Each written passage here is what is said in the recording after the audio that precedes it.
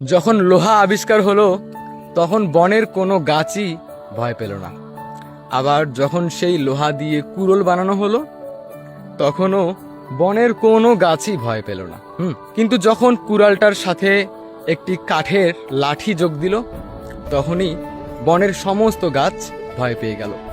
আর ঠিক সেই সময় বনের মধ্যে ছোট্ট একটি গাছ বড় গাছগুলোকে জিজ্ঞেস করলো, আচ্ছা, যখন লোহা আবিষ্কার হলো তখনও তোমরা ভয় পেলে না, যখন কুড়োল বানানো হলো তখনও ভয় পেলে না, কিন্তু যখন একটা কাঠের লাঠি কুড়োলের সঙ্গে যোগ করলো তখন তোমরা ভয় পাচ্ছ কেন?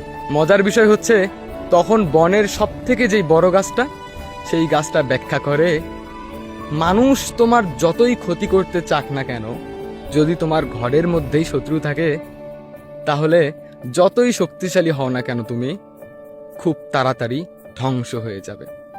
দেখো, যখন লোহা দিয়ে কুড়োল বানানো হলো তখন ওই ছোট্ট কুড়োলটা দিয়ে কিন্তু কেউ গাছ কাটতে পারতেছিল না, কিন্তু যখন কাঠের লাঠিটা কুড়োলের সঙ্গে অ্যাড করা হলো তখন কুড়োল খুব শক্তিশালী হয়ে গেল আর আমাদেরকে কাটতে শুরু করলো।